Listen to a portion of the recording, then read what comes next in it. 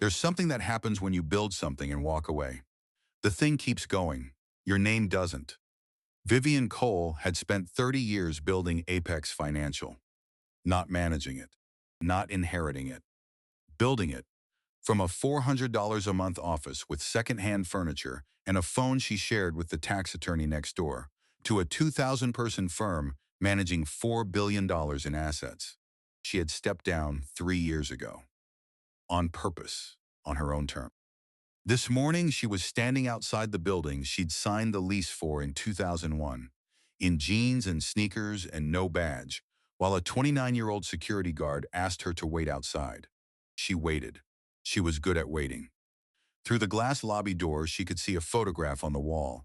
Herself, 28 years old, standing in front of the first office with a key in her hand and the specific expression of someone who has just signed a lease they can barely afford and has decided that's not the most important thing about the moment. She looked at the photograph for a long time. She looked at the security guard doing his job. She looked back at the photograph. She was not angry. She was thinking about what it meant that the only person in this building who had asked about that photograph, who had looked at it and wanted to know the story behind it, was 22 years old, an intern, who had found her email address in a 30-year-old archive and sent her a message 3 weeks ago that said, "I think this is something that should be known. Stay with me. Subscribe if you're new, because what that intern did with a photograph in a 30-year-old archive is why I tell stories." The office had been on Peachtree Street, not the good part of Peachtree Street, the part that tourists knew, the part with the hotels and the restaurants, and the specific, polished energy of a city presenting its best face. The other part, the part where the buildings were older, and the rents were lower, and the businesses that occupied them were either just starting or quietly failing, and you couldn't always tell which from the outside. Suite 204, $400 a month. She'd signed the lease on a Tuesday in March 1993. She'd been 28 years old.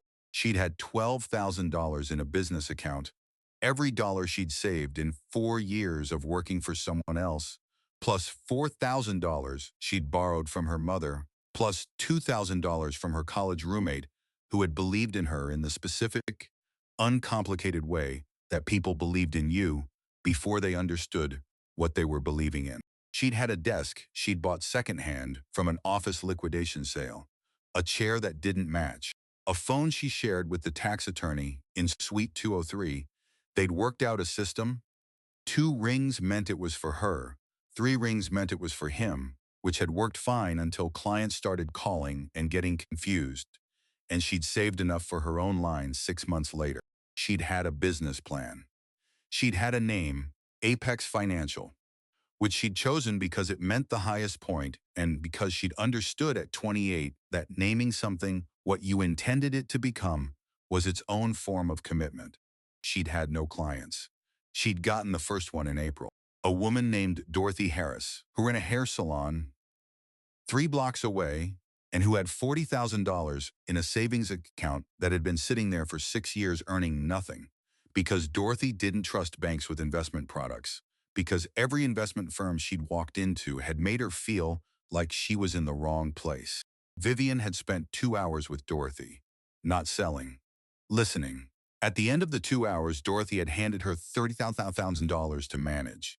"The other 10 I'm keeping," Dorothy had said, "in case you're wrong." "That's smart," Vivian had said. "I know," Dorothy had said.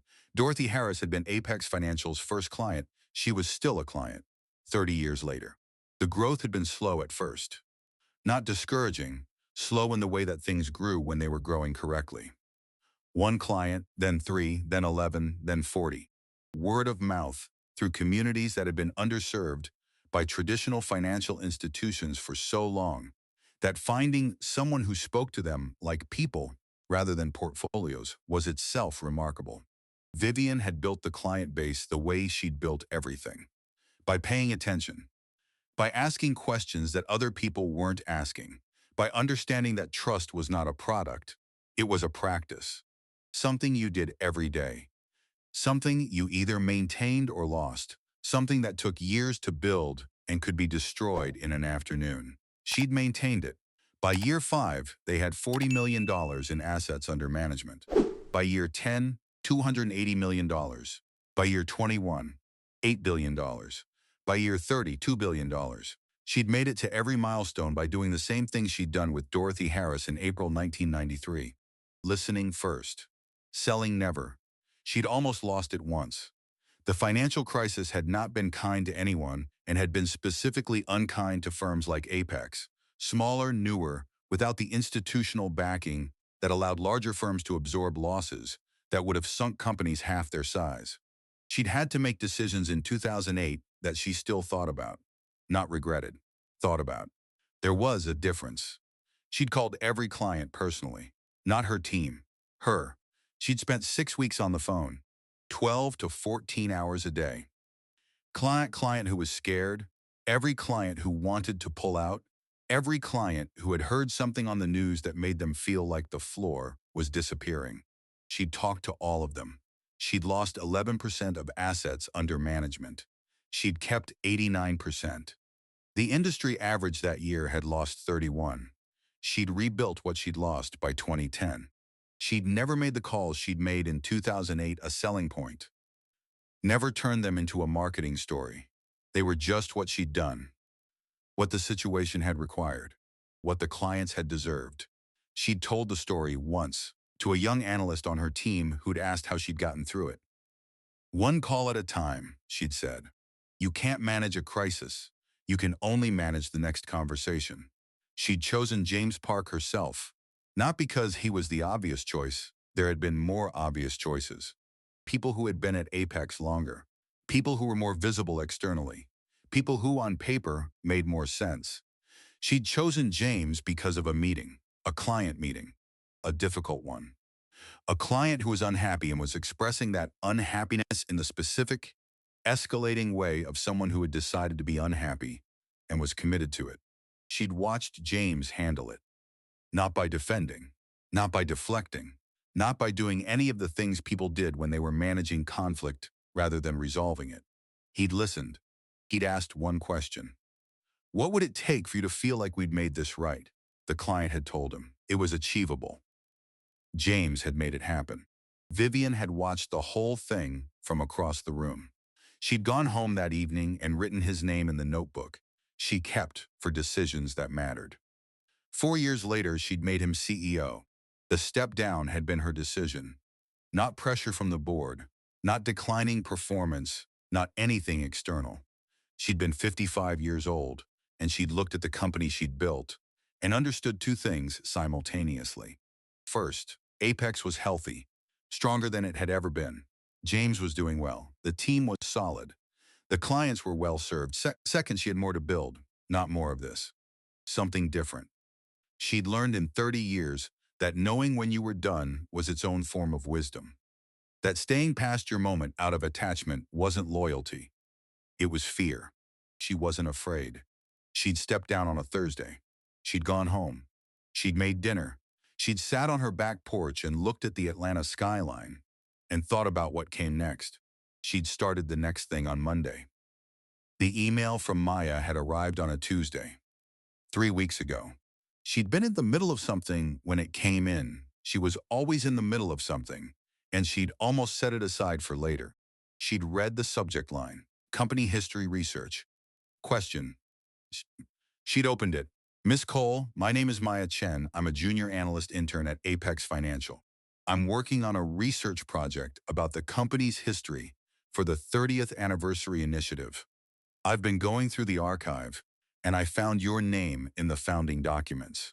I tried to find more information about you in the company's internal materials, onboarding documents, culture guides, the employee handbook, and there wasn't much.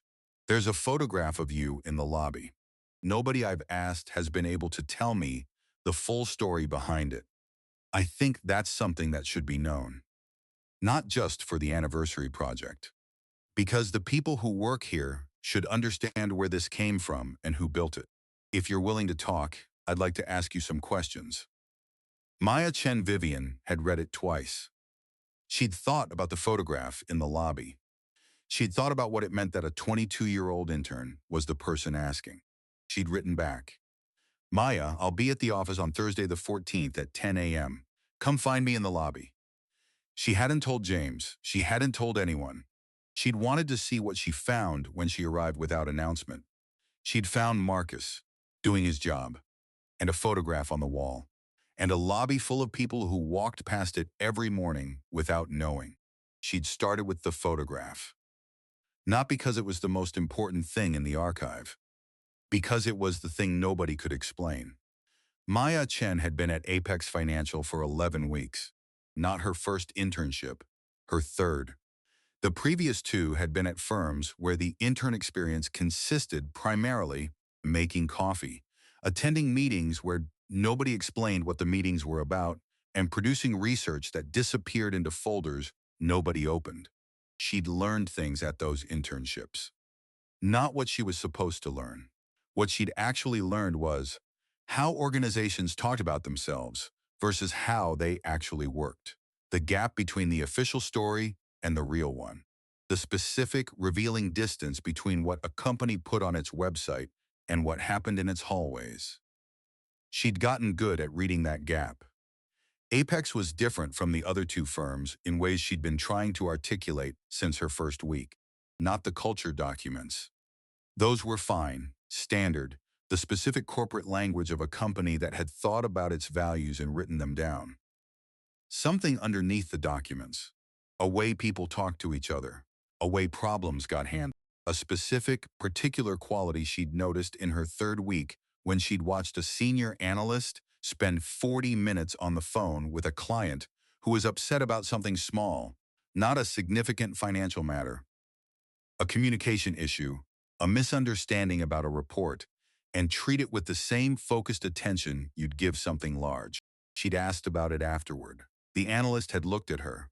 That's how we do things here, she'd said. Why? Maya had said. The analyst had paused. Because that's how it's always been, she'd said. Maya had written that down. Because that's how it's always been. She'd wanted to know who decided that's how it would be, and when, and why. The archive was in the basement. Not a digital archive, a physical one. Filing cabinets and bankers' boxes and the specific, slightly musty quality of paper that had been stored carefully but not recently accessed. She'd found it by accident. Looking for a quarterly report from 2003 that her supervisor had mentioned and that didn't appear to exist in the digital system. She'd gone to the basement. She'd found the quarterly report. She'd also found everything else. The founding documents were in a red folder. Faded now, the red had gone to something closer to orange at the edges, the specific color change of materials that had been important enough to keep, but not important enough to protect from light. She'd opened it. Articles of incorporation, state filing. The original lease agreement for Suite 204, Peachtree Street. A business plan, spiral-bound, 42 pages, the specific density of something written by someone who had thought about every objection in advance. And a name. Vivian Cole. Over and over, on every document. Founding member, CEO, registered agent. She'd looked at the name. She'd gone upstairs. She'd asked her supervisor, a man named David, 38, 10 years at Apex, who Vivian Cole was. David had looked at her. The founder, he'd said. She stepped down a few years ago. What do you know about her? Maya had said. David had thought about it. She built the company, he'd said. She was here a long time. James took over from her. He'd paused. There's a photograph of her in the lobby. I know, Maya had said. What's the story behind it? David had looked at her. I don't know, he'd said. She'd asked 3 more people that week. Same answer, different words. She founded the company. She stepped down before I got here. There's a photograph in the lobby. None of them knew more than the outline. None of them knew the $400 a month office. None of them knew Dorothy Harris. None of them knew about 2008 and 6 weeks of phone calls and 89%. None of them knew the name in the notebook. They knew the company. They didn't know the person who had decided what kind of company it would be. She'd gone back to the basement. She'd spent 3 Saturdays there, not because anyone asked her to. Because she'd found something that felt important and incomplete, and she had the specific, focused discomfort of someone who couldn't leave an incomplete thing alone. She'd built a timeline. Not for the anniversary project specifically. The anniversary project was her official reason, but the real reason was simpler. She wanted to understand. The timeline started in 1993. The $400 a month office, the shared phone, the business plan, the first client. She'd found Dorothy Harris's name in the client records. The original account opening document, $30,000 initial investment. April 1993, she'd found the growth records, year by year. The slow climb and then the faster one, and then the plateau and then the recovery. She'd found the 2008 records, not the financial records, the call logs. A spreadsheet someone had kept. Client name, date, duration, notes, 6 weeks. 412 calls, every client. Vivian Cole's name in the handled by column on 412 rows. Maya had sat with that spreadsheet for a long time. 412 calls, 12 to 14 hours a day, 6 weeks. Not delegated, personal. She'd thought about what it took to do that. Not the stamina, the decision. The specific, deliberate choice to pick up the phone yourself rather than trust the system to hold while you managed from a distance. She'd thought about what that said about the person. She'd looked up Vivian Cole's email address. It had taken 45 minutes. She'd written the email. She'd stared at it for 20 minutes before sending. Not because she wasn't sure she wanted to, because she was aware she was asking something of someone she'd never met on behalf of a company that person had built. And she wanted to make sure she was asking it right. She'd sent it. The response had come in 4 hours. Maya, I'll be at the office on Thursday the 14th at 10 a.m. Come find me in the lobby. Maya had read it. She'd read it again. She'd looked at the founding documents on her desk, at the timeline she'd built, at the spreadsheet with 412 calls. She'd thought about what it meant that the founder of a 30-year-old company had responded to an intern's email in 4 hours.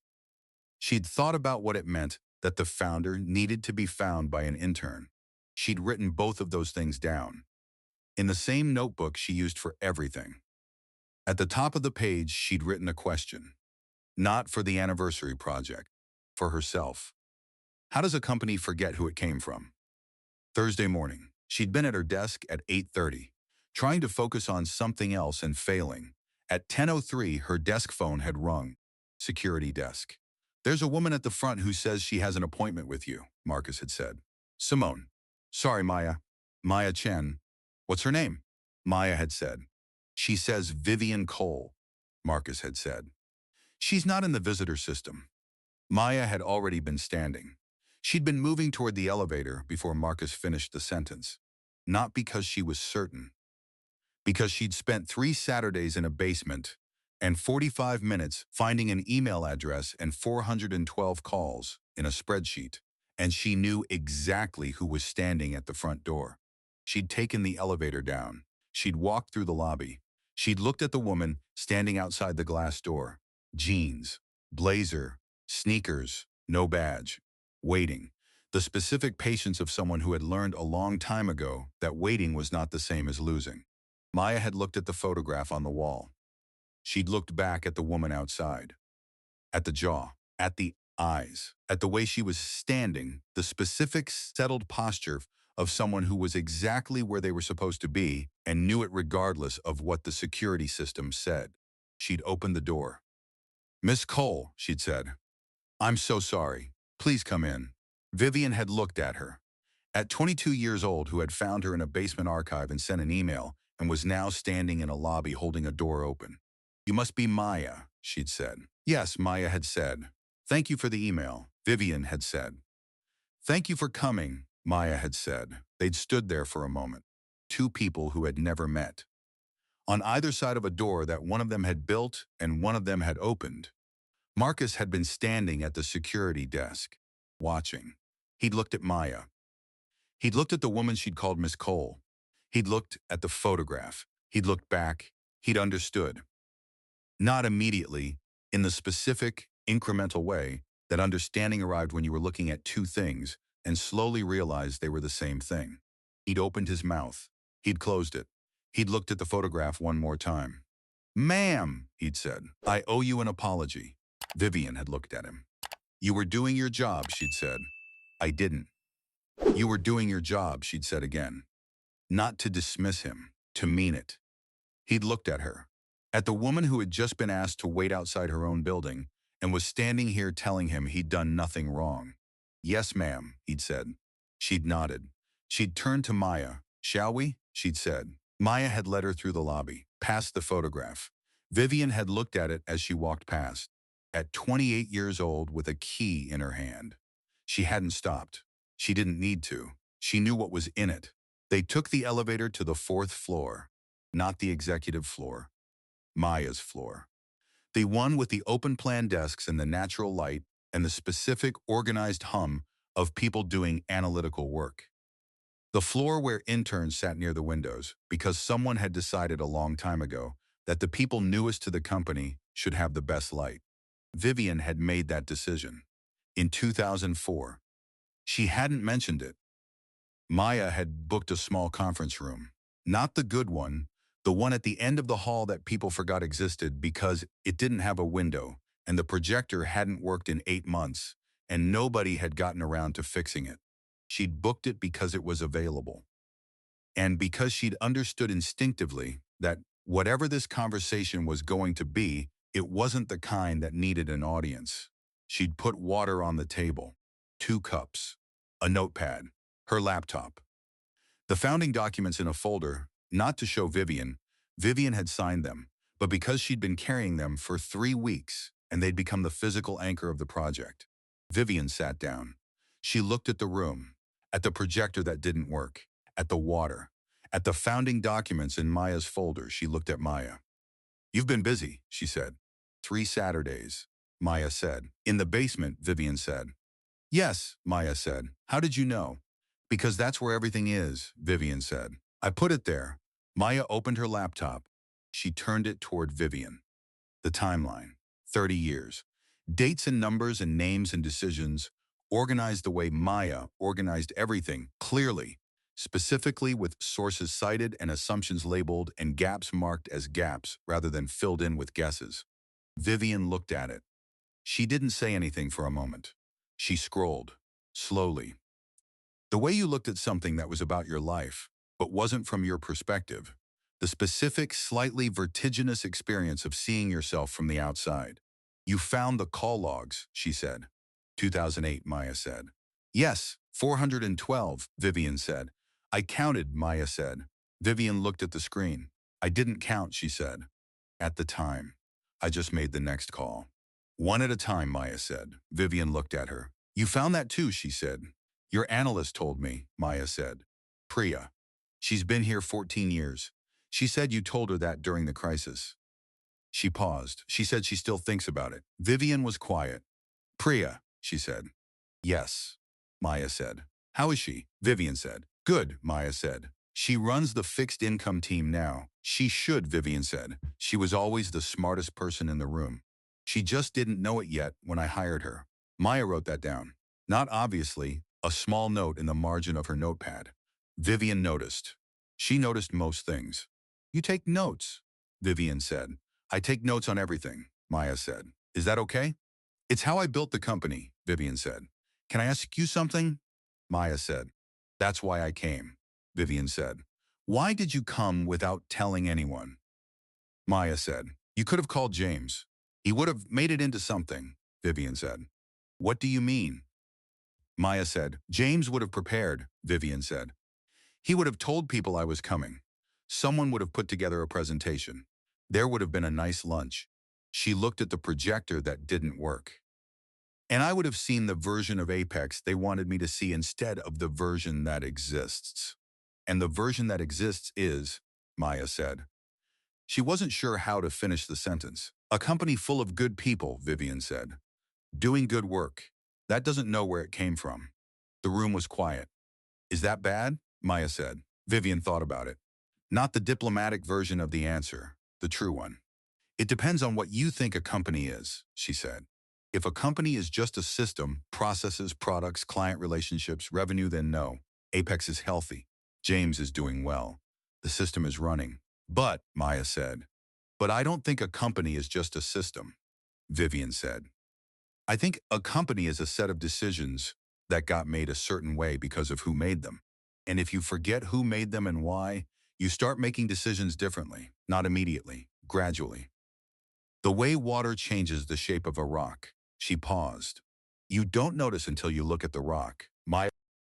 Vivian watched her write. That's going in the archive, Vivian said. Everything is going in the archive, Maya said. Good, Vivian said. Tell me about the photograph, Maya said. What about it? Vivian said. Who took it? Maya said. Vivian was quiet for a moment.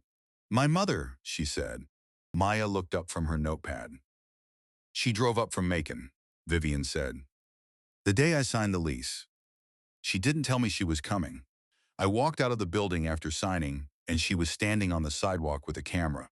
She paused. A film camera. She'd had it since the 70s. She drove 3 hours, Maya said. She said she wasn't going to miss it, Vivian said. I told her it was just signing a lease. She said, no, it isn't. Was she right? Maya said. Yes, Vivian said. But I didn't know that until later. When did you know? Maya said. Vivian thought about it. When Dorothy Harris handed me a check for $30,000, she said. And I understood that this woman had trusted me with something she'd spent years protecting. That's when I knew it wasn't just signing a lease. Dorothy Harris, Maya said. She's still a client. She is, Vivian said. I found her in the original records, Maya said. April 1993. $30,000. She kept 10, Vivian said, in case I was wrong. Were you? Maya said. Sometimes, Vivian said. Not about Dorothy. Why isn't any of this in the company history? Maya said. Not as an accusation. As the question she'd been building towards since the basement. Since the first Saturday. Since she'd found 412 calls in a spreadsheet and realized nobody upstairs knew they existed. Vivian looked at her. At 22 years old, asking the question directly. Because I didn't write it down, Vivian said. Why not? Maya said. Because I was busy building, Vivian said. And I told myself the building was the thing that mattered. That the stories were secondary. That what I was creating would speak for itself. But it doesn't, Maya said. No, Vivian said. It doesn't. It runs, which is different. Maya was very still. Running and speaking are different things, she said. Yes, Vivian said. I learned that too late. She looked at the founding documents in Maya's folder. At the red folder faded to orange at the edges. I built a system, she said. I built a culture. I tried to build something that would last. She paused. But I didn't build the story. And without the story, the system is just a system. The culture is just how things are done. There's no reason for it. There's no one to point to and say, this is why we do it this way. Except the photograph, Maya said. Vivian looked at her. Except the photograph, she said, and nobody knows what it means. I do now, Maya said. Vivian looked at her, at the notepad, at the laptop with the timeline, at the founding documents that Maya had carried up from the basement and was carrying around like they mattered because they did. Yes, Vivian said. You do. They sat in the small conference room with the broken projector for another 20 minutes. Vivian talked. Maya listened and wrote. Not everything. Vivian was specific about what she wanted in the archive and what she wanted to stay in the room, and Maya respected that distinction without being asked to, which was itself the kind of thing Vivian noticed and filed. At 11:15, Vivian looked at her watch. I have somewhere to be, she said. Of course, Maya said. She stood. Maya stood. They looked at each other across the small table. Maya, Vivian said. Yes, Maya said. Why did you send the email? Vivian said. Really, not the project, the real reason. Maya thought about it. Honestly, because I walked past that photograph every morning for 11 weeks, she said. And one morning I stopped and looked at it and I thought, this person built something that I'm now a part of. And I didn't know anything about her. And that felt wrong. She paused. Not wrong like someone made a mistake. Wrong like something was missing. And I didn't know how to work in a place where something important was missing and just not do anything about it. Vivian looked at her. At 22 years old, who had walked past a photograph every morning and one morning stopped. What made you stop? Vivian said. Maya thought about it. Honestly, she said, I don't know. I just stopped. Most people don't, Vivian said. I know, Maya said. I don't understand why not. Vivian looked at her. Something moved across her face. Not smiling, the thing before deciding. Neither do I, she said. I never have. She picked up her bag. She walked to the door. She stopped. Maya, she said. Yes, she said. The archive, Vivian said. When you're done, I'd like to read it. I was going to send it to you, Maya said. Good, Vivian said. She walked out. He found out at 11:40, not from Vivian. From Marcus. The security guard had sent an incident report, standard procedure for any visitor who arrived without registration, regardless of how the situation resolved. Marcus had filled it out carefully. Name of visitor, time of arrival, reason for visit, resolution.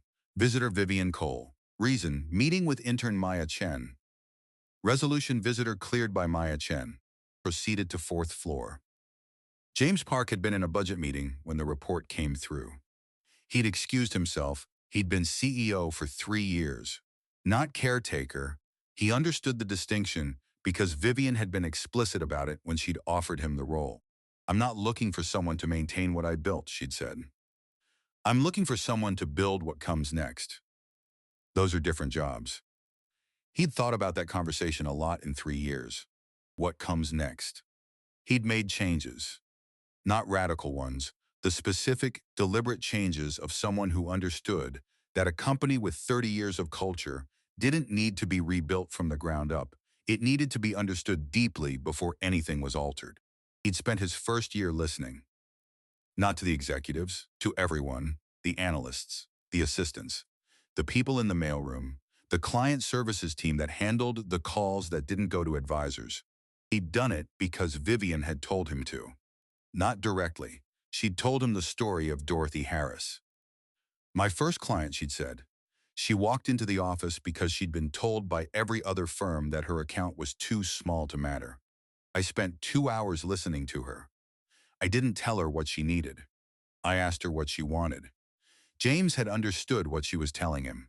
The listening was the thing, not a technique. The thing. He'd listened for a year. He'd learned more than he'd expected, including the fact that nobody, not one person he'd spoken to in that first year, knew the full story of Vivian Cole and what she'd built. He'd made a note.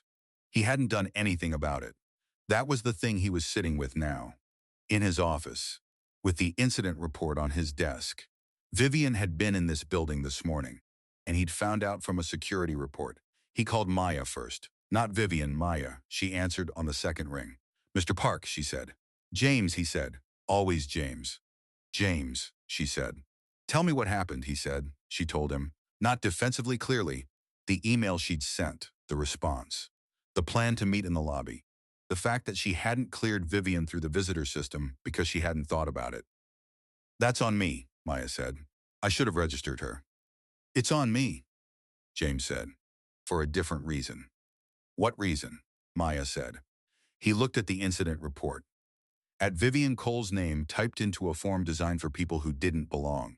Because she should never have needed to be registered, he said. Her name should be in the system as someone who walks in whenever she wants. Maya was quiet. Is she still here? He said. She left about 20 minutes ago, Maya said. He looked at his watch. How was she? He said. A pause. She seemed, Maya said, then stopped. What? He said. She seemed like someone who had expected to find exactly what she found, Maya said, and wasn't surprised, and wasn't angry, and was thinking about something bigger than what happened this morning. James looked out his window. At Atlanta. At the city Vivian had built a company in. What were you talking about? He said. If you don't mind. She talked about why she didn't write the story down, Maya said, while she was building. She said she was busy building and thought the building was the thing. And now, the building runs, James said. But doesn't speak, Maya said. He was quiet. That's hers, he said, that phrase. It was mine, actually, Maya said. She agreed with it. He almost smiled. I need to call her, he said. I know, Maya said. Maya, he said. Yes, she said. The archive you're building, he said. I want to see it when it's done. Vivian asked the same thing, Maya said. Good, he said. Then we're aligned. He hung up. He sat for a moment. He called Vivian. She answered on the fourth ring. James, she said. Not surprised, he'd expected that. Vivian, he said. You saw the incident report, she said. Marcus is thorough, he said. He's good at his job, she said. Don't do anything about that. I wasn't going to, he said. Good, she said. A pause. The specific pause of two people who had things to say and were deciding on order. Why didn't you tell me you were coming? He said. Because I wanted to see what I'd find, she said. And what did you find? He said. She was quiet for a moment. A company that's running well, she said. And a 22-year-old intern who's the only person in the building who knows why. He sat with that. That's on me, he said. It's on both of us, she said. I didn't leave enough story. You didn't go looking for it.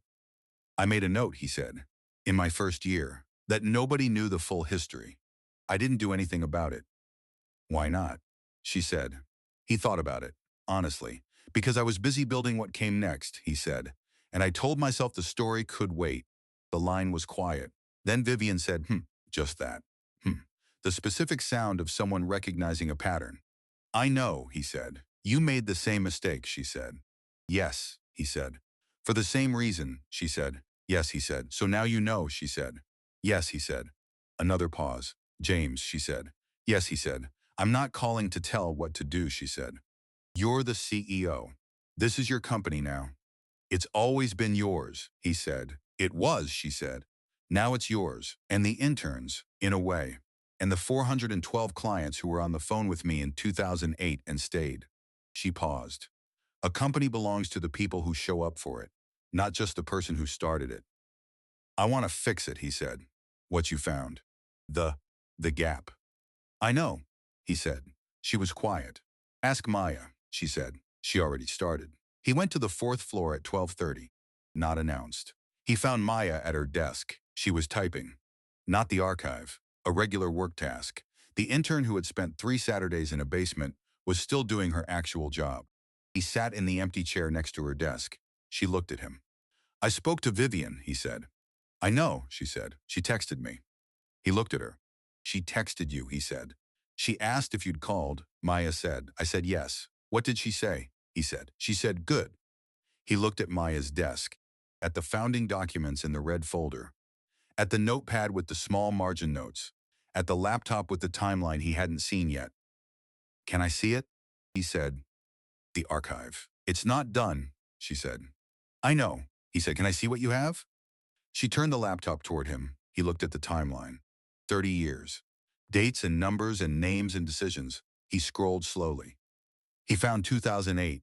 He looked at the call logs. At 412 rows. At Vivian Cole's name in the handled by column. He kept scrolling. He found 1993. The 400s a month office, the shared phone. Dorothy Harris. April 1993. $30,000. She kept 10 in case I was wrong. He read that. He read it again. He looked at Maya. Where did you find this? He said. She told me, Maya said, this morning. Dorothy Harris, he said. She's still a client, Maya said. I know, he said. I've met her 3 times at client events. He paused. I didn't know she was the first. Nobody told you, Maya said. No, he said. Nobody told me either, Maya said. I found her name in the original records. He looked at the screen. At 30 years compressed into a timeline that a 22-year-old had built in 3 Saturdays because something felt missing and she couldn't leave a missing thing alone. What do you need? He said. She looked at him. For what, she said. To finish it, he said. The archive. What do you need? She thought about it. Time, she said. Real time. Not Saturdays in the basement. Done, he said. What else? Access, she said. To the people who were here at the beginning, the ones who are still here and the ones who left. I need to talk to them. I'll make introductions, he said, and she said. Yes, he said. I want to talk to Dorothy Harris, she said. He looked at her. She's a client, he said. I know, she said. But she was the first. And nobody has ever asked her what it was like to walk into a $400 a month office in 1993 and hand a stranger $30,000. She paused. I think that story should be in the archive. James looked at the laptop, at Dorothy Harris's name, at $30,000, at April 1993. I'll reach out to her, he said. Explain what you're doing. If she's willing, She will. Maya said. How do you know? He said, because she kept $10,000 in a savings account just in case, Maya said. And she's still a client 30 years later. She looked at him. Someone like that has things to say. He looked at her. At 22 years old, who had figured out in 11 weeks what he'd spent 3 years not doing. Maya, he said. Yes, he said. After the internship, he said, I'd like you to consider staying. She looked at him. I'm a junior analyst intern, she said. I know, he said. We have junior analyst positions. I haven't finished my degree, she said. When do you finish? He said. May, she said. We'll talk in May, he said. She looked at him. At the CEO of a company, sitting in the chair next to her desk at 12:30 on a Thursday, because a security report had told him something he should have already known. Okay, she said. Okay, he said. He stood. He looked at the founding documents in the red folder. Can I borrow those? He said. They're copies, she said. I made copies. Of course you did, he said. He picked them up. He walked back to his office. He sat at his desk. He put the founding documents in front of him. He read them. All of them, start to finish. The articles of incorporation, the state filing, the original lease agreement, the business plan, 42 pages, spiral bound, every objection anticipated. He read it the way you read something that had been in a building for 30 years and that you were reading for the first time. With the specific, slightly uncomfortable feeling of arriving late to something important. He read to the last page. He put the documents down. He looked at the photograph on his wall. Not Vivian's photograph, he had his own, a different one. The company at year 20. A group photograph. 40 people. The company had grown enough by then that 40 people was a fraction of the staff. Vivian was in the center. He'd always known that. He hadn't known until today what it had taken to get there. He picked up his phone. He called his assistant. I need something added to the lobby, he said. Next to Vivian Cole's photograph, a plaque or a panel. Something that tells the story, his assistant said. The one about a $400 a month office, he said, and a shared phone. And a woman named Dorothy Harris who kept $10,000 just in case. His assistant was quiet for a moment. I'll find someone, she said. Good, he said. James, she said. Yes, he said. Should I call the design team or communications? She said. He thought about it. Neither, he said. Call Maya Chen. 4th floor. She's the intern. He paused. Tell her James said she's in charge of it. She lived in Buckhead now, not because she'd always lived in Buckhead. She'd grown up in Vine City, had raised her children in Cascade, had run the salon on Auburn Avenue for 22 years before selling it in 2009 to a young woman who reminded her of herself and had negotiated a price that was fair rather than the highest she could have gotten because fair was the kind of transaction she could live with. She'd moved to Buckhead at 64. Not for the prestige, for the light. The apartment had south-facing windows and afternoon light that came in at an angle she'd spent her whole life looking for without knowing she was looking for it. She'd found it. She stayed. James had called on a Friday. Not emailed, called. She'd appreciated that. Email was efficient. Calls were intentional. She knew the difference. Mrs. Harris, he'd said. This is James Park. I'm the CEO at Apex. I know who you are, James, she'd said. We've met 3 times. We have, he'd said. I wanted to reach out about something a little different. We have an intern. The one building the archive, Dorothy had said. A pause. Vivian told you, James had said. Vivian and I talked, Dorothy had said. More than people at Apex probably know. I didn't know that, James had said. I know, she'd said. That's part of the problem, isn't it? He'd been quiet for a moment. Yes, he'd said. It is. Send the girl, Dorothy had said. I'll talk to her. Maya had taken the bus. Not because she didn't have a car. She didn't have a car. She'd grown up in Decatur, had gone to Georgia State on a scholarship that covered tuition, but not everything else, had been taking the bus since she was 16 and had made her peace with it in the specific way you made peace with things that were true about your life and weren't going to change immediately. She'd brought the notepad. She'd brought the founding documents. She'd brought one specific page from the archive, the original account opening document, Dorothy Harris. April 1993. $30,000 initial investment. She wasn't sure why she'd brought it. It felt like the right thing. Dorothy Harris was 71 years old. She opened the door before Maya knocked. She'd been watching from the window, not because she was anxious, because she was curious. She'd wanted to see how the girl arrived. By bus. On time. With a bag that was clearly full of things she'd prepared. Dorothy had noted all of this before the door opened. Maya Chen, she said. Mrs. Harris, Maya said. Thank you for seeing me. Come in, Dorothy said. I made tea. The apartment was not what Maya had expected. She wasn't sure what she'd expected. Something more formal, maybe. More arranged. The specific, curated quality of someone who had money and wanted you to know it. It wasn't like that. Books everywhere. Not displayed, used. Spines cracked, bookmarks sticking out. The specific disorder of someone who read multiple things at once and move between them based on mood rather than system. Plants on every windowsill. A kitchen table with 4 chairs that had clearly hosted many meals and showed it. Photographs on the wall, not a gallery, a collection. Family, friends, events. The accumulated visual evidence of a life that had been lived widely. Maya looked at the photographs. She stopped at one. A storefront, Auburn Avenue. A sign above the door, Dorothy's.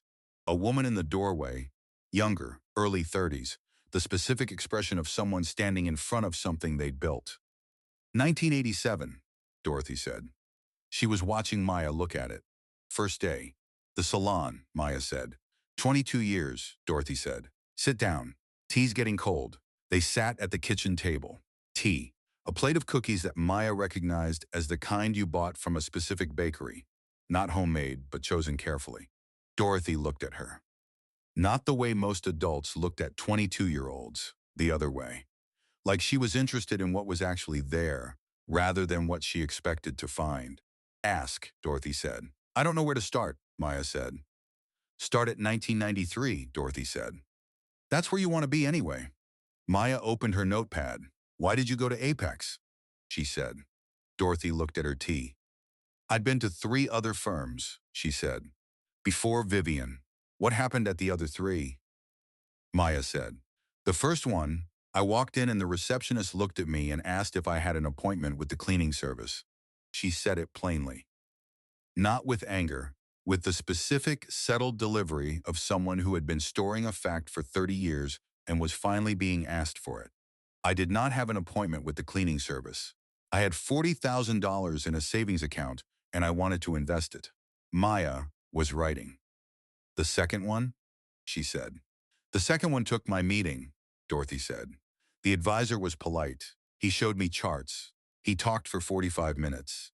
He never asked me a single question. And the third? Maya said. The third one told me my account was too small to be worth their time, Dorothy said. Not in those words. In nicer words. But that was what they meant. So you went to Apex, Maya said. I almost didn't, Dorothy said. I'd been to 3 firms and I was ready to put the money back in the savings account and leave it there. She paused. My sister saw a flyer on a bulletin board at the church. Apex Financial, new firm. Black woman owned. She looked at Maya. I went because of the flyer. And because my sister told me to stop being stubborn. What was it like? Maya said, walking in. Dorothy was quiet for a moment, not because she didn't remember, because she was deciding how to say it accurately. The office was small, she said. Smaller than I expected. Second-hand furniture. A desk that didn't match the chair. She paused. I almost turned around. I thought, this doesn't look like a place I should trust with my money. But you didn't turn around, Maya said. Because of the phone, Dorothy said. The phone? Maya said. She was on the phone when I walked in, Dorothy said. Not on a call. She was writing something down from the phone, a message, I think. And she looked up when I came in, and she said, I'll be with you in 1 minute. Please sit anywhere. And then she finished writing, and she hung up, and she came and sat across from me, and the first thing she said was, Dorothy stopped. She looked at the table, at her tea. She said, what do you want your money to do for you? The kitchen was quiet. Not what are your investment goals, Dorothy said. Not what's your risk tolerance. Not what's your time horizon. She looked at Maya. What do you want your money to do for you? Like it was mine, like I was in charge of it, and she was there to help me figure out what I wanted. Maya wrote it down, word for word. What did you say? Maya said. I said I wanted it to work while I worked, Dorothy said. I'd been working since I was 15 years old. I wanted something else working at the same time. What did she say? Maya said. She said, that's what we're here for. Dorothy picked up her tea. Not I can do that, or we have products for that, she said. That's what we're here for. Like I just told her exactly what she'd built the company to do. She paused. Maybe I had. Why did you keep 10,000 back? Maya said. Dorothy looked at her. Something in her face, recognition of a question she hadn't been asked before. Because I'd been wrong before, she said. Not about money. About people. I trusted people who turned out not to deserve it. She set her cup down. Not wrong about Vivian. But I didn't know that yet. And I'd learned that knowing you're right and being right were two different things. So I kept 10, just in case I was wrong. Were you? Maya said. About the money or about Vivian? Dorothy said. Either, Maya said. No, Dorothy said. Not about either. When did you know? Maya said. Dorothy thought about it. 2008, she said. The crisis, Maya said. She called me herself, Dorothy said. Not her team. Her. It was a Tuesday. 7 in the morning. She paused. I picked up because I'd seen the news and I was scared. And she said, Dorothy, I want to talk you through what's happening and what I recommend, and then I want to hear what you want to do. What did you want to do? Maya said. I wanted to stay, Dorothy said. I told her that. She said, then we stay. 2 words, Maya said. 2 words, Dorothy said. That's all I needed. Maya took out the account opening document. She put it on the table. Dorothy looked at it, at her own name, at April 1993, at $30,000 in a font that didn't know anything about the 2 hours that had preceded it. She was quiet for a moment. Where did you find this? She said. The basement archive, Maya said. I've been going through it on Saturdays. Saturdays, Dorothy said. 3 so far, Maya said. Dorothy looked at her. Why? She said. Because something was missing, Maya said. And I couldn't leave a missing thing alone.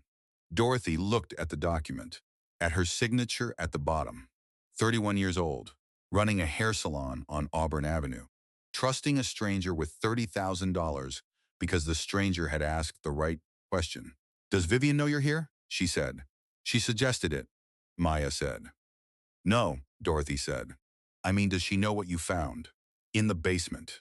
What the archive looks like. She's seen the timeline, Maya said. She hasn't seen the full thing yet. Dorothy nodded.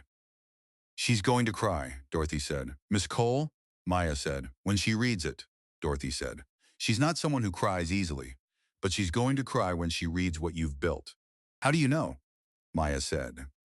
Dorothy looked at the account opening document. Because someone finally wrote it down, she said, and she never thought anyone would. They talked for 2 hours. Not just 1993, everything. The salon. The clients Dorothy had sent to Vivian in the early years. 6 of them, all women, all from the neighborhood, all with accounts that other firms had told them were too small. I told them, go see Vivian. She'll ask you the right question. What question? Maya said. What do you want your money to do for you? Dorothy said. You told them the question, Maya said. I told them the question, Dorothy said. So they'd know when they heard it that they were in the right place. Maya wrote that down. 6 clients, she said. 6 clients in the first 2 years, Dorothy said. I don't know how many after that. I stopped counting. She looked at Maya. You're going to want to, Dorothy said. Yes, Maya said. I can give you names, Dorothy said. The ones I remember. She got up. She went to a drawer in the kitchen. She came back with a small notebook. Personal, worn, the kind that had been carried and consulted for years. She opened it. She wrote names. 8 of them. She tore the page out. She handed it to Maya. Maya looked at the names. These are the ones I sent her, Dorothy said. As many as I can remember. Some of them might not be clients anymore. Some of them might not be. She paused. Some of them might be gone. I'll find who I can, Maya said. Good, Dorothy said. She looked at the account opening document still on the table. Can I keep this? She said. It's a copy, Maya said. I made copies of everything. Of course you did, Dorothy said. She picked it up. She looked at her signature. 31 years old, she said, scared out of my mind and trying not to show it. Why scared? Maya said. Because $30,000 was everything I had, Dorothy said. Outside the 10 I kept back. Everything I'd saved since I was 15 years old. She folded the document carefully. And I was giving it to a woman in an office with secondhand furniture and a shared phone. Why did you? Maya said. Dorothy looked at her. Because she asked me the right question, she said, and when I answered it, she listened. She paused. That's all it took. For me to trust someone with everything I had. They asked, and they listened. She put the document in the notebook. She closed it. She looked at Maya. That's the story, she said. In case you were wondering what to put in the archive. That's it. Ask and listen, Maya said. Ask and listen, 30 years. $4 billion. Started with asking and listening. She looked at the window. At the afternoon light. Don't let them forget that. I won't, Maya said. I know, Dorothy said. That's why I talked to you. Maya finished it on a Sunday. Not because Sunday was the deadline. James had said take the time you need, which was the kind of thing managers said and rarely meant. But in this case, she believed he meant it. She finished it on a Sunday because that was when it was done. Not perfect. Done. There was a difference she'd learned from 3 Saturdays in a basement. Perfect was a reason to keep going. Done was a decision to stop. She'd decided. It was 63 pages. She'd started with 12. The 12 had been the timeline. Dates, numbers, decisions, the structural skeleton of 30 years. The rest had grown around it. Dorothy's story. The 6 clients Dorothy had sent in the first 2 years, she'd found 4 of them. 2 had agreed to talk. The stories were different in their specifics and identical in their shape.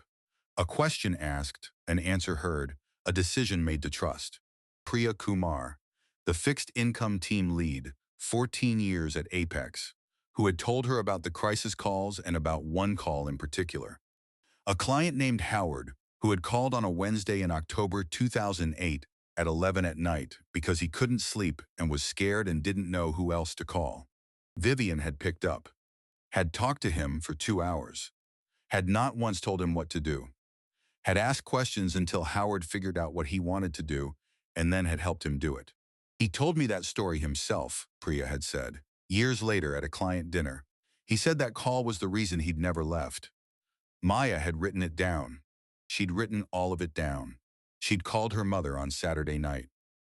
Not to talk about the archive, just to talk. The specific weekly call that her mother expected and that Maya had kept without interruption since starting college.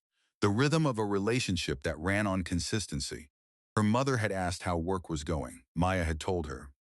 Not all of it, the shape of it, the basement, the archive, Dorothy Harris, the photograph. Her mother had been quiet for a moment. Why did you do all this? Her mother had said, nobody asked you to. I know, Maya had said. So why? Her mother had said. Maya had thought about it. About the photograph. About one morning instead of walking past. Because someone built something, she'd said, and nobody was telling the story. And I thought, if nobody tells it, it disappears. Not the company. The reason. The reason for what? Her mother had said. For why it works the way it works, Maya had said. For why people stay. For why a client who got a call at 11 at night in 2008 is still a client. She'd paused. If you don't know the reason, you can't protect it. You can't teach it. You can't make sure the next person who comes here understands what they're a part of. Her mother had been quiet. You sound like your grandmother, she'd said. What did she say? Maya had said. She used to say, the story is the thing, her mother had said. Not the building, not the money. The story is the thing that survives. Maya had written that down too. She'd put it on the last page of the archive. Not attributed to her grandmother. Just there. The story is the thing that survives. She sent it Monday morning. 3 copies. One to James, one to Vivian, one to Dorothy. The email to each of them was the same. Short. The archive is attached. It's 63 pages. I've tried to be accurate and specific. If there are errors or things that should be added or removed, please let me know. Then one line that was different for each. To James. Thank you for the time and access.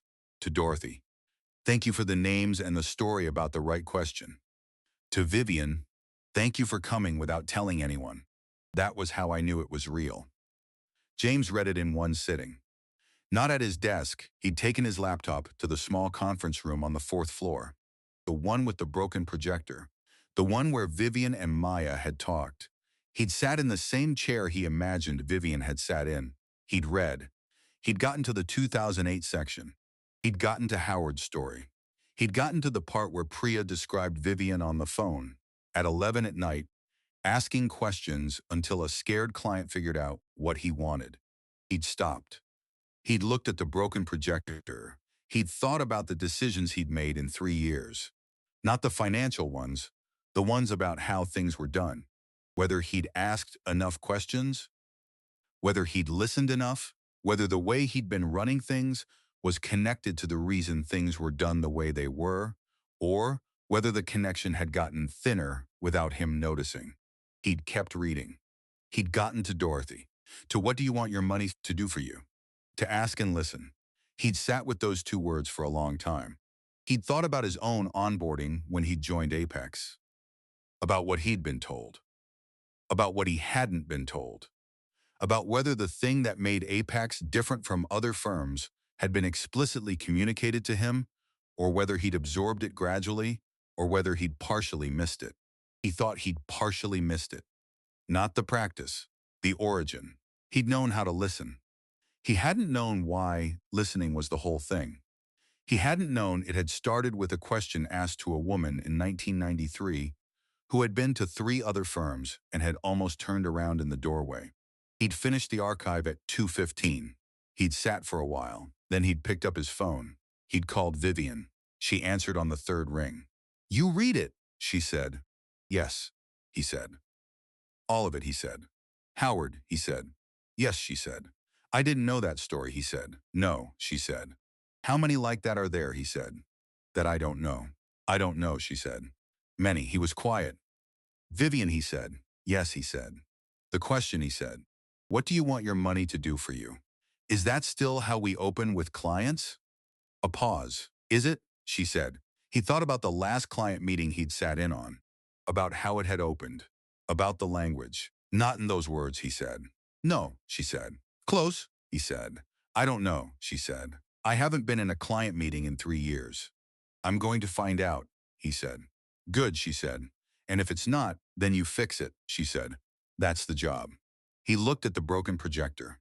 "The projector in the small conference room on 4, he said. "The one that's been broken for 8 months. "What about it?" she said. "I'm getting it fixed," he said. She was quiet for a moment. "That's a small thing," she said. "I know," he said.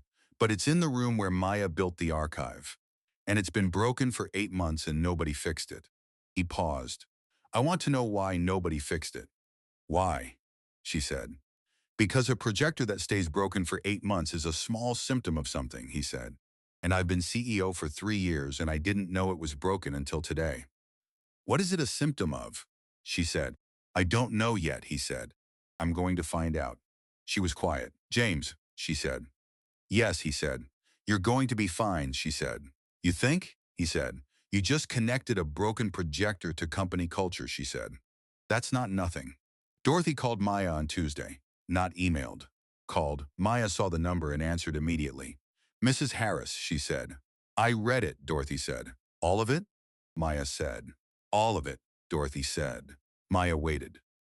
"The part about the first question," Dorothy said. "You got it right." "You told me exactly what she said," Maya said.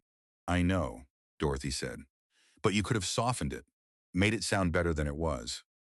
The office, the furniture, almost turning around, you could have left that out." "Why would I leave it out?" Maya said. "Because it makes the beginning sound small," Dorothy said. "It was small," Maya said. "That's the point." Dorothy was quiet. She said, "That is the point." Another pause. "Maya." "Yes," she said. "Page 47, Dorothy said. "The part where you describe what the company felt like from the outside, before you went to the basement." "Yes," Maya said. "You wrote something underneath the documents, a way people talk to each other, a specific quality I couldn't name." Yes, Maya said. Do you know what to call it now? Dorothy said. Maya thought about it, about 63 pages, about ask and listen, about Howard at 11 at night, about Priya, who still thought about one sentence 14 years later, about the intern who had come before her and the ones who would come after, about what made a company remember who it was when nobody was looking. I think so, Maya said. What? Dorothy said. Consistency, Maya said. Not in the boring way. In the way that means the same thing for the same reason, whether anyone is watching or not. Dorothy was quiet for a long moment. Write that down, she said. It's already in there, Maya said. Page 52. Dorothy laughed. Real laugh. The specific, surprised laugh of someone who had expected to be one step ahead and found out they weren't. Good, she said. Mrs. Harris. Maya said. Dorothy, she said. Dorothy, Maya said. Can I ask you something? You've been asking me things for 2 hours, Dorothy said. One more, Maya said. Ask, Dorothy said. The 10,000 you kept back, Maya said. Did you ever invest it? Dorothy was quiet. Yes, she said. Maya said. With Vivian, Dorothy said. 6 months later. When I was sure. What made you sure? Dorothy said. Not about my account. Just to ask how the salon was doing. She paused. Nobody had ever called me just to ask how the business was doing. She called just to ask, Maya said. Just to ask. Dorothy said. No agenda. No product to sell. Just, how are things going, Dorothy? And that was enough, Maya said. That was everything, Dorothy said. She read it on a Wednesday morning. Not at home. At the coffee shop 3 blocks from her apartment, where she'd done most of her thinking for the past 3 years. A corner table. The specific, slightly uncomfortable chair that she'd chosen precisely because it was slightly uncomfortable. She'd learned a long time ago that comfort was not always useful when you were trying to think clearly. Coffee. No laptop. Just the archive. Printed. 63 pages. She'd printed it herself the night before on the printer she kept in her home office for things that needed to be read on paper rather than on screen. She understood the difference. Some things needed weight, needed the specific physicality of pages you could hold and turn and set down and come back to. This was one of those things. She'd put it in a folder. She'd brought it to the coffee shop. She'd ordered coffee. She'd sat down. She'd opened it. She read the way she read everything that mattered. Slowly, with a pen. Not underlining, making small marks in the margins. Dots when something was right. Question marks when she wanted to think more. The occasional word when a word was needed. The first section was the timeline. She knew most of it. Not all. Maya had found things she'd forgotten. Specific dates and numbers and names that had blurred with time the way details blurred when you'd been inside something long enough that you stopped seeing it clearly. The date of the first client meeting. She'd remembered it as a Thursday. It had been a Tuesday. She'd looked at that for a moment. A Tuesday. She'd made a small dot. She got to the 1993 section. The office.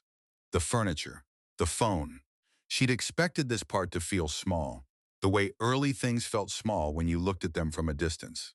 The specific retrospective diminishment of a beginning that had felt large at the time.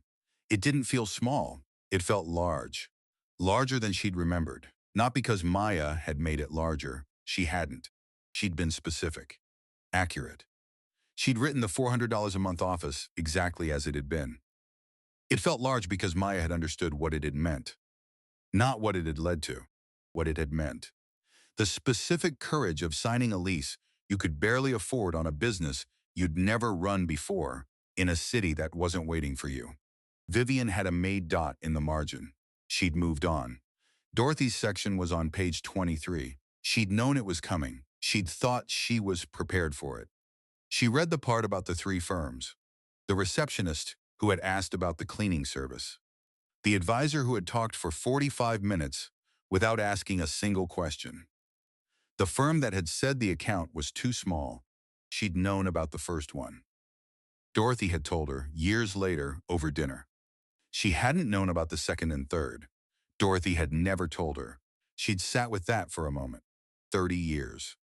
Dorothy had never told her about the advisor, who had talked for 45 minutes without asking a question, Or the firm that had said the account was too small. Not because Dorothy had forgotten. Because Dorothy had moved forward, had chosen to lead with what Vivian had done right rather than what others had done wrong. That was Dorothy. Vivian made a dot in the margin, a larger one. She got to the question, what do you want your money to do for you? She remembered saying it, not specifically. She didn't remember that particular Tuesday in April 1993 with the kind of clarity that let you reconstruct exact words. She remembered the principle.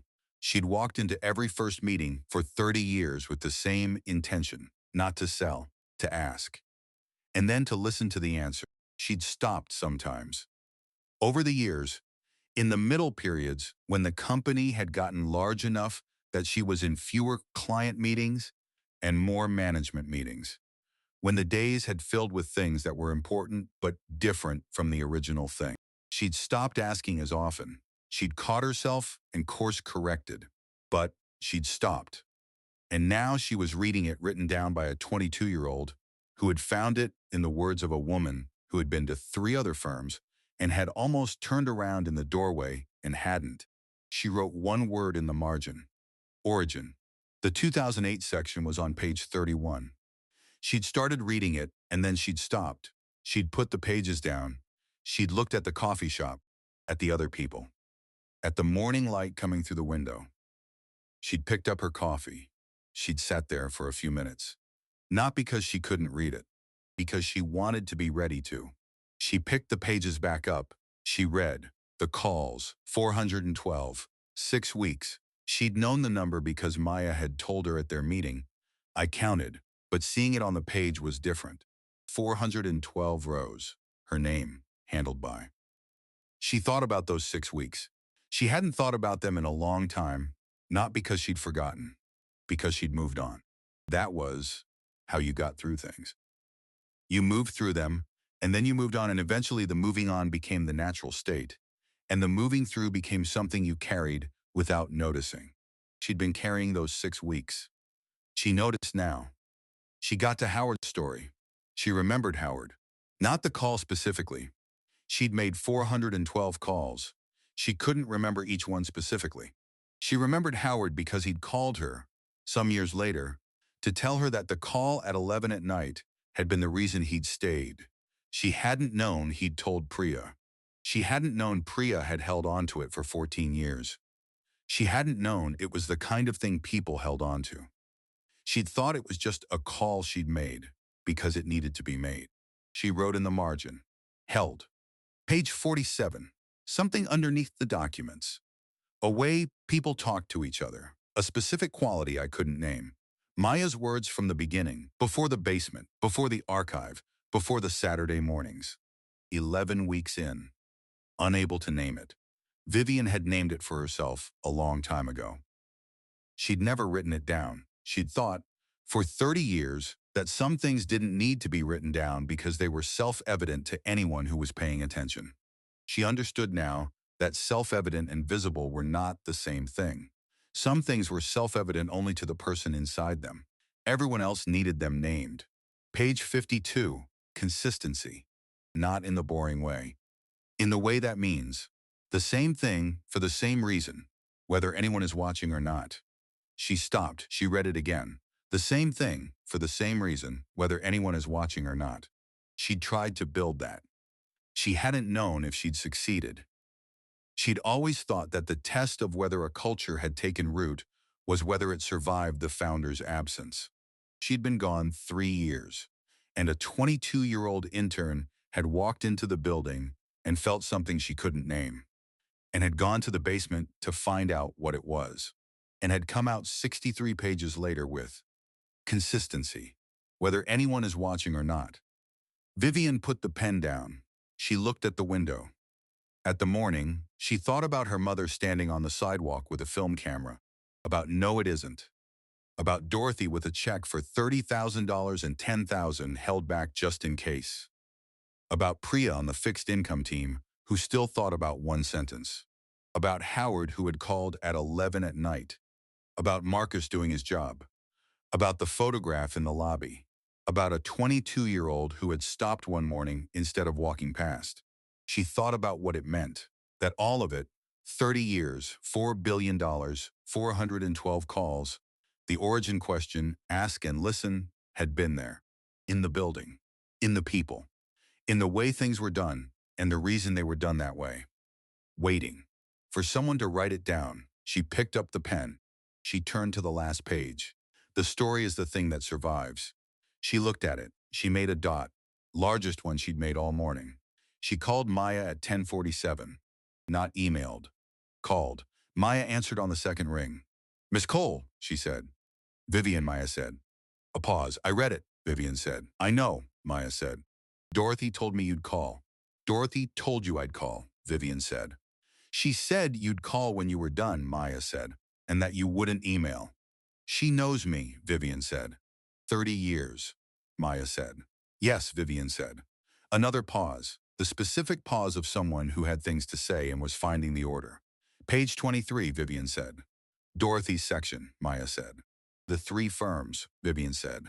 "I knew about the first one. I didn't know about the second and third. She hadn't told you?" Maya said. "No," Vivian said. "Why do you think?" Maya said. Vivian thought about it. "Because Dorothy moves forward," she said. "She doesn't lead with what went wrong. She leads with what went right. Is that good?" Maya's "Dorothy," Vivian said. "It's neither good nor bad. It's who she is." "But," Maya said. "But if she'd told me," Vivian said, "I would have understood sooner what I was building against. Not just what I was building toward." Maya wrote that down. "Can I add that to the archive?" she said. "Yes," Vivian said. "Put it in Dorothy's section." "Maya," Vivian said. "Yes," she said. "Page 52, Vivian said. "Consistencies," Maya said. "Whether anyone is watching or not," Vivian said. "Yes," Maya said. "How did you know that was it?" Vivian said. Maya thought about it. "Because of Marcus," she said. "The security guard," Vivian said. "He was doing his job," Maya said. "Exactly the way he was supposed to. Even when the person he was doing it to had built the building." She paused. "That's not a failure of culture.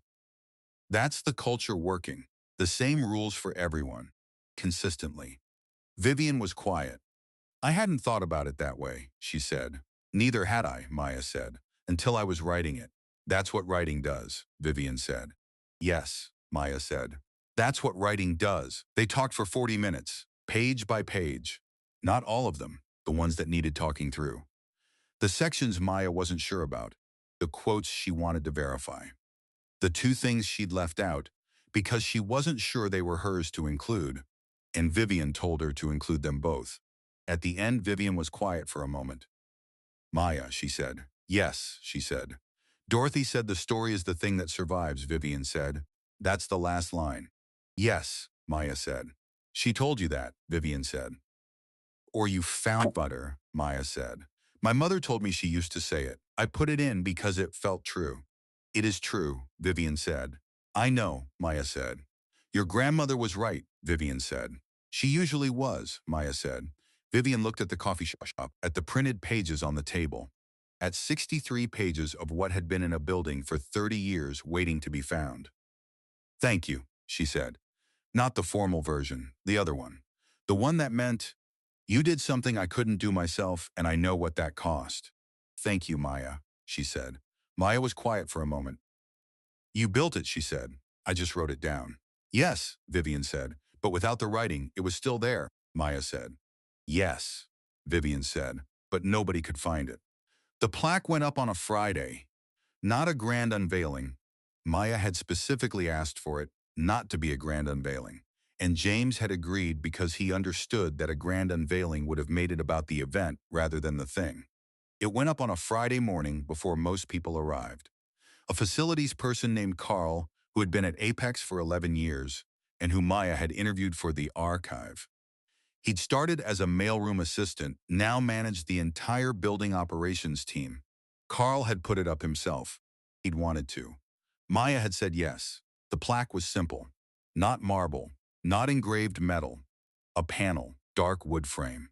The text printed clearly on a background, the color of the original office walls. A specific shade of cream that Maya had found in a photograph from 1993 that Carl had helped her locate in the building's renovation files. She'd wanted it to feel like the beginning. not like a memorial. The text was short.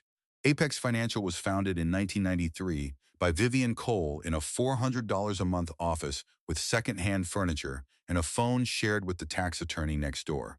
The first client was Dorothy Harris, who walked in on a Tuesday in April and was asked, "What do you want your money to do for you?" She said she wanted it to work while she worked. She's still a client. Ask and listen.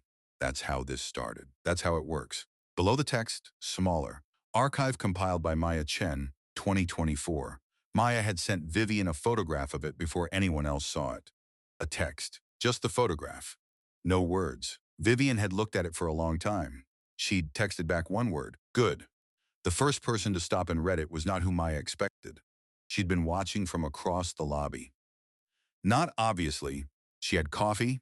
She had her bag. She was doing the specific thing of being present in a space while appearing to have a reason to be there. The first person to stop was a man she didn't recognize. Mid-40s, suit. The specific purposeful energy of someone who had somewhere to be and had stopped anyway. He stood in front of the plaque for a full minute. He read it twice. He looked at the photograph beside it, Vivian, 1993. The key. He looked at the plaque again. He took out his phone. He took a photograph. He put his phone away. He walked to the elevator.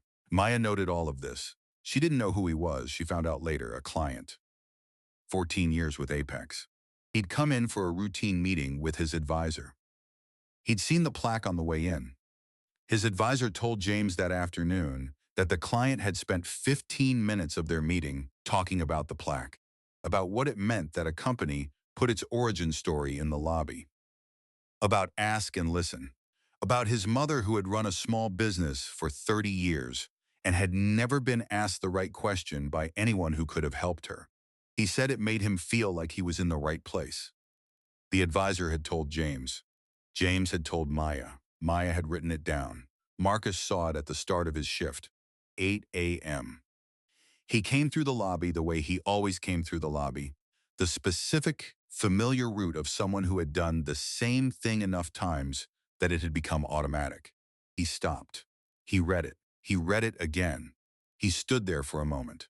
He looked at the photograph, at Vivian at 28 with the key. He thought about Thursday the 14th, about a woman in jeans and sneakers with no badge, about asking her to wait outside, about her saying you were doing your job. He looked at the plaque, at ask and listen. He thought about what his job actually was. Not the technical version, the real one. He was the first person most people encountered when they walked through the door of Apex Financial. He was the first impression. He was, in a specific and not small way, the first question. Not the words he said. Whether he made people feel like they were in the right place. Whether he asked, in the way a person asked without words, "What do you need and how can I help?" He hadn't thought about his job that way before. He thought about it now. He went to his desk.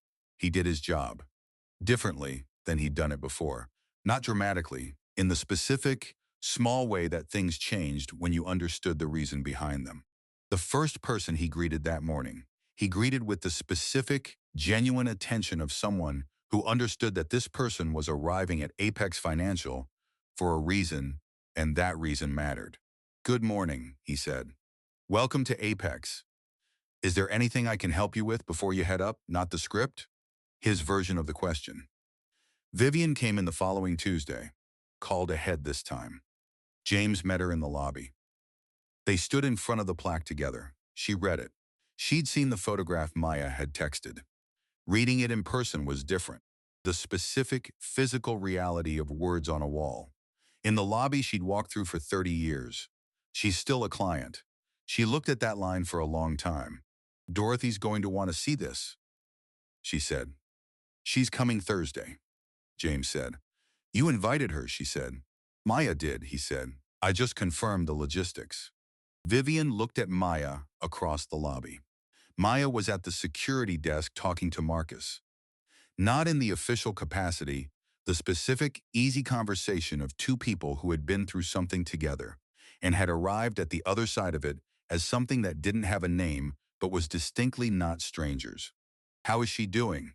Vivian said. "She's been here until 8 every night this week," James said. "The archive, Vivian said. She's adding to it, he said. The client she found who read the plaque. Carl's story. A few others. He paused. She said archives aren't finished. They're ongoing. Vivian looked at the plaque. At archive compiled by Maya Chen 2024. She's right, Vivian said. She usually is, James said. Vivian looked at him. You offered her a job, she said. In May, he said, when she finishes her degree. Good, she said. She hasn't said yes yet, he said. She will, Vivian said. How do you know? He said. Vivian watched Maya talking to Marcus. At the specific, focused attention she brought to a conversation with a security guard, the same way she brought it to a conversation with a founder. Because she treats every conversation like it might be the one that matters, Vivian said. That's not a skill you walk away from a place that values it. James looked at Maya. He thought about ask and listen. He thought about consistency, whether anyone is watching or not. He thought about a 22-year-old who had stopped in front of a photograph one morning and decided to find out why. No, he said. I don't think she will. Dorothy came on Thursday. James met her at the door, not because she needed to be met, because he wanted to meet her. He'd been thinking about something since reading the archive. Since the part about the three firms and the advisor who had talked for 45 minutes without asking a question. He'd been thinking about whether he knew all the Dorothy Harrises, not by name, by type. The clients who had come to Apex because everywhere else had made them feel like they were in the wrong place. Whether he knew their stories, whether he'd asked, he opened the door. Dorothy Harris walked in. 71 years old, she looked at the lobby, at the photograph, at the plaque. She walked to it. She stood in front of it. She read it. She read it again. James stood a few steps behind her. He didn't say anything. He understood this was not a moment that needed words from him. Dorothy read the plaque for a long time. She looked at the photograph, at Vivian at 28, at the key. She looked at the first line of the plaque. The first client was Dorothy Harris. She stood with that. Her name. On a wall, in the lobby of a company that managed $4 billion. Not because she was famous. Because she had walked in on a Tuesday in April 1993 and been asked the right question and had decided to trust. She said, quietly, to herself. The specific sound of someone who had not expected to feel what they were feeling. She reached out, she touched the plaque, just for a moment. Then she dropped her hand. She turned around. James was there. Maya was there. And Vivian, who had come back without telling anyone she was coming, which was becoming a pattern, was standing near the elevator. Dorothy looked at Vivian. Vivian looked at Dorothy. 31 years, you put my name on the wall, Dorothy said. You were first, Vivian said. I almost didn't come in, Dorothy said. I know, Vivian said. I almost turned around, Dorothy said. I know, Vivian said. I'm glad I didn't, Dorothy said. So am I, Vivian said. Dorothy looked at the plaque one more time. At her name. At she's still a client. She turned back to the lobby. She looked at Marcus at the security desk, at the elevator, at the building that had grown from a $400 a month office to this. Ask and listen, she said. Ask and listen, Vivian said. Dorothy nodded. Like that settled something. Because it did. May, Maya's last day as an intern. She was in the lobby at 8:15, not packing up, standing in front of the plaque, reading it. She'd read it every morning for 6 weeks. Not because she'd forgotten what it said, because it was different every time, depending on what she was carrying when she walked in. This morning she was carrying an offer letter. Junior analyst position. Starting June 3rd. She'd said yes on Monday. She looked at archive compiled by Maya Chen 2024. Her name. On a wall. She thought about the basement. 3 Saturdays. The red folder faded to orange. 412 calls. Dorothy's 10,000 held back, just in case. Ask and listen. Marcus came in at 8:30. He saw her at the plaque. He nodded. She nodded back. Subscribe if you're new. Share this tonight and tell me in the comments, whose story in your life needs to be written down before it disappears? I read everyone. See you in the next story. She picked up her bag. She took the elevator to the 4th floor. She sat at her desk. She opened her laptop. She started the next part of the archive.